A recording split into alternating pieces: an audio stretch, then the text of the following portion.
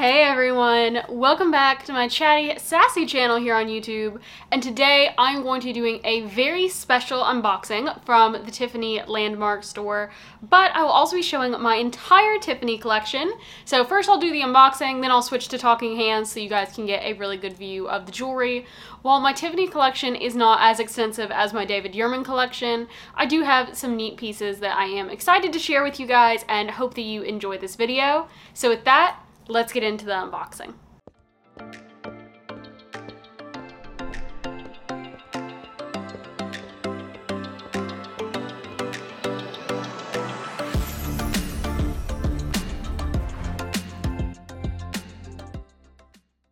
So for those of you that don't know, Tiffany just reopened their flagship store. It is now called the Tiffany Landmark. And when you purchase something from the Tiffany Landmark store, you now get a special bag that has the building on it. And the bag also comes with this charm. And then the inside of the bag is this beautiful royal blue color. And so they have really done a lot of branding. So this item in here is exclusive to the Tiffany Landmark store. They do not sell it online. They do not sell it in other stores. I did not go to New York.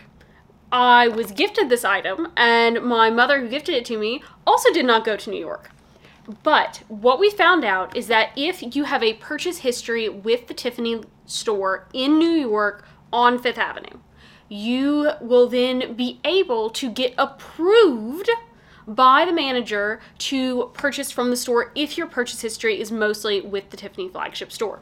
Fortunately, anytime that my mother has bought me anything, it has been at the Tiffany flagship store. Whenever my father has bought things for my mother, he's purchased them at our store in Nashville. Two separate profiles though, so because her profile was in New York, she was able to get approved to purchase this item, and I am super excited because I have been wanting this for quite a while.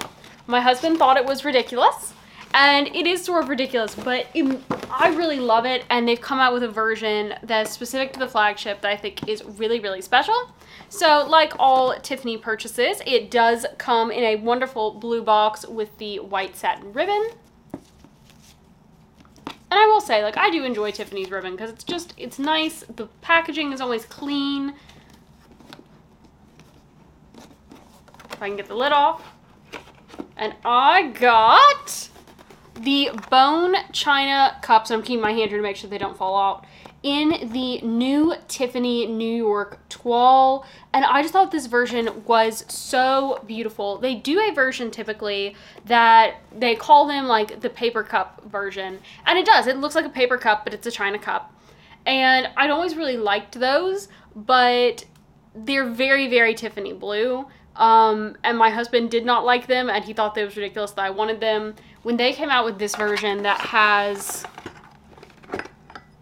all sorts of different New York City landmarks around it. I love New York. My Tiffany items have all come from New York, and so I was very, very thrilled to see this and to be able to get this because I never have gotten a souvenir in New York. So this is sort of a souvenir from all my previous trips, as well as for my love of Tiffany, my love of the flagship store. And so I am very excited to add these. Typically the cups are $170 for the set of two, but for the toile it's a little bit more. It's $190 for the set of two. But that is my unboxing, and then let's get into showing you the rest of my Tiffany collection. And now it's time for talking hands. So this is going to be the rest of my Tiffany & Co. collection, starting with the one piece that my husband has gotten me from Tiffany. This is the Ziegfeld Pearl Long Strand. So it is adjustable, and you can really wear it wrapped around your head about 4 times, or you can wear it sort of in a staggered length, or of course you can wear it very, very long. The pearl quality is extremely nice. This is one of 2 Tiffany pearl necklaces that I own. And this is the bigger set. This is the 7 to 8 millimeter pearls. My other pearls, also from the Ziegfeld collection, are the 5 to 6 millimeter pearls here, and same color, same quality, but this is a 14-inch strand. This is what I got for college graduation, and is definitely my most wearable pearl necklace because it sits at the perfect length for me when I'm wearing button-down shirts. But the reason I don't particularly wear this one as much is that it moves around a lot when you wear it. Even when I have it looped at 4 strands, it still moves a lot. And so sometimes it kind of ends up choking me a little bit. So while this is very nice, I definitely wouldn't necessarily recommend it because Tiffany doesn't sell any type of a pearl holder to hold these in place. I could have them restring them for me in either a 4-string or in a 3-tiered cascading string, but then I lose some of the versatility of the necklace, and so that sort of disappoints me a little bit, so I probably won't do that. But it is definitely an option if you get this strand and then want to have it restrung by Tiffany into a set, whether it be wrapped up as 4 or going in the 3-tiered cascade. The nice thing about the Ziegfeld pearls, the multi-strand, is that it does actually come in a very nice holder that says Tiffany & Co. You don't get this very often with all of the different pieces, particularly with the sterling silver. I do believe that the different gold colors do come in a nice pouch, but it is nice to have one nice pouch from Tiffany. Now, I have 2 pieces from the 1837 collection, the first of which is my conclave ring, and so this ring actually bends in slightly. Because of that, it looks really beautiful on the finger, but you cannot get this ring resized. So if you are someone whose fingers fluctuate a lot, this might not be the piece for you, although I think that it's very, very beautiful. I also then have the 1837 circle pendant here. I actually love this, and I think that this is one of the best value pieces from Tiffany. It's very beautiful, it's very simple, it is well priced, but it's also very classic, and it's not going to go out of style. It's really not going to clash with anything you wear, and so this can absolutely be more of a daily piece if that is what you're looking for jewelry. Now, next up are my selection of key pieces. The first one here is my Atlas key that I got for, I believe it was my 16th birthday, and this was actually the very first Atlas key ever sold. It had not been put on the website. They were just putting them in the case at the New York store for the very first time. I saw it and immediately knew that this was the key for me, and so my grandmother very nicely purchased it for me over the phone, and I absolutely love this key. I think it's really beautiful and that it hangs really well, and it does disappoint me that Tiffany does not do the large size sterling silver keys anymore. You can absolutely still find them on the pre-loved market, but if you want a key that's this size without diamonds in sterling silver, you're not going to be finding it anymore at Tiffany. They do, I think, still sell a couple of small keys, but that is it.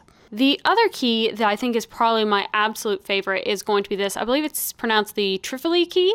And this is a very iconic one from Gossip Girl that Blair got when she joined the society at Columbia. And it was what really launched the Tiffany key into fandom.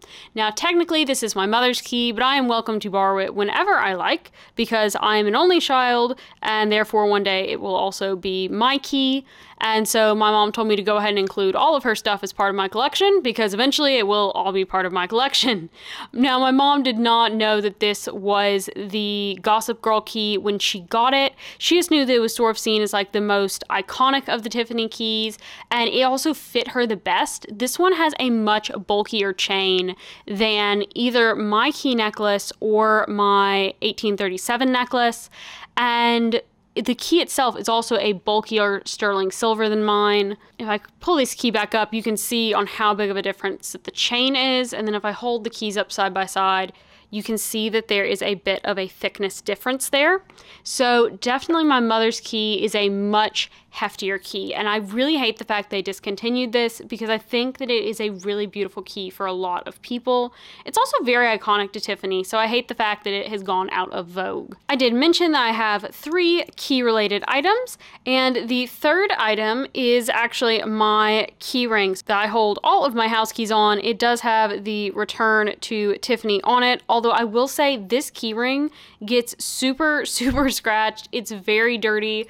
It cannot really be any more revived than it is. It is super scratched and dinged up, and its tarnish will not go away. Even when being polished by Tiffany, this is about as good as it gets. Now, since we are sort of on the return to Tiffany pieces, I do have the return to Tiffany cufflinks. These are actually my cufflinks. My favorite white blouse that I had for years until it no longer fit needed cufflinks, and so my husband actually got these for me, and I love them. He got these pre-loved on eBay, and they're fabulous. They actually polish up really, really well as well. So don't discount looking at eBay for older pieces, as you can find some really good deals and some really unique items as well. Now, next up is my personal return to Tiffany toggle necklace. Now, this one I love. It was given to me by my grandparents for my high school graduation, and I had it personalized. It did also come from the New York store, and I believe that my mom helped my grandmother in purchasing this, just like she did with my key. But this piece right here is not standard on the necklaces. I wanted the circle charm, and so they called Tiffany, and Tiffany, for an extra fee, did switch to the circle charm. They also sent me the heart charm in the mail, so I do have that charm if I ever want to put it back on, but I am a circle girl, so this really fit my personality a lot more, and I do appreciate that about Tiffany, and you're going to see in the next few pieces. It is very possible to customize them to make them unique to you and your specific style. Now, my other toggle necklace was actually my mother-in-law's that I inherited, and her initials are on the front of this heart. So her heart came totally plain on both the front and the back, or perhaps she just switched it out to a totally plain heart and had her initials engraved on it, making it unique to her.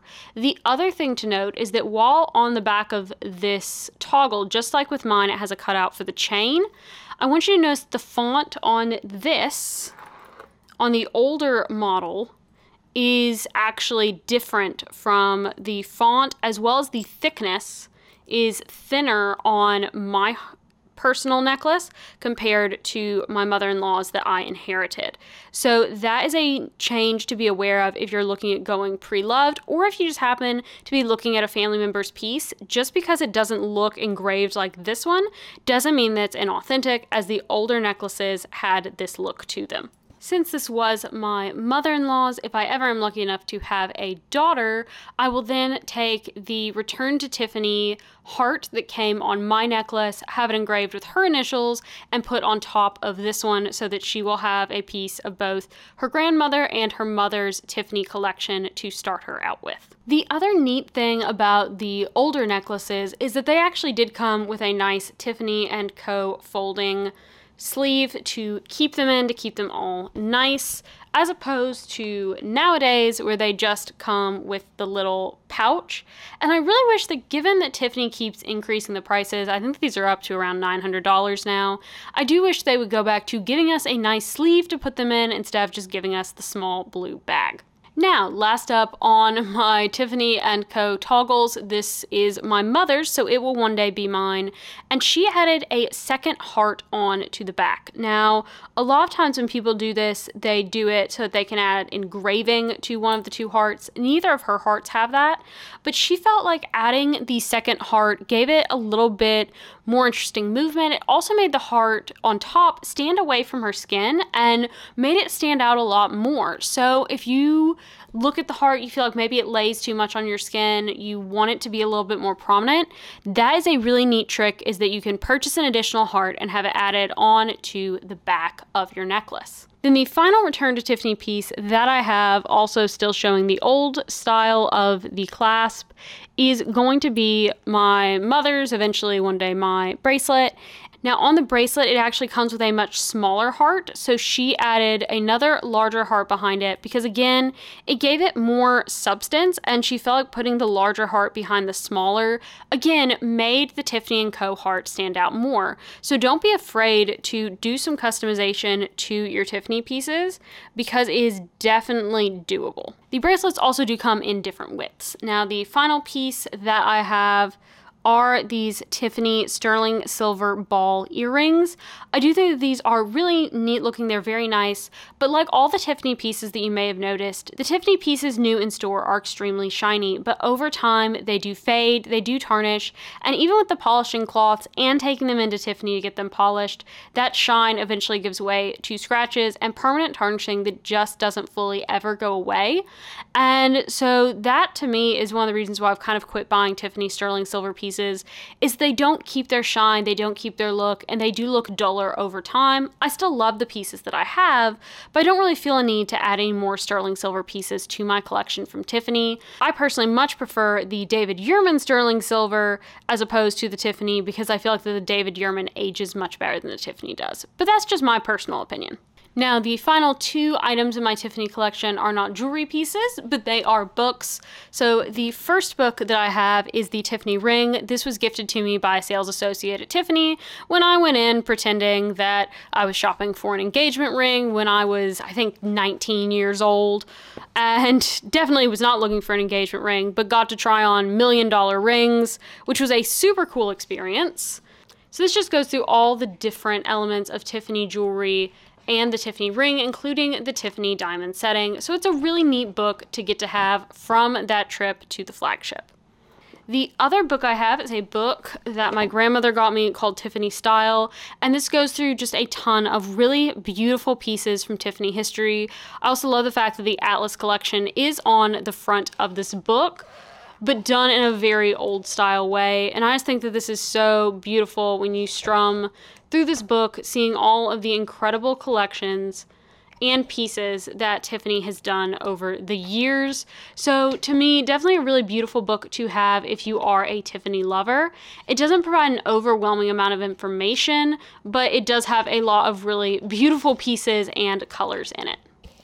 So that is it for my Tiffany collection. I hope that you have enjoyed seeing this. I don't particularly plan to add any more Tiffany pieces to my collection, which is why I figured I'd go ahead and film this video. Hope you have a great rest of your day, everyone. Bye!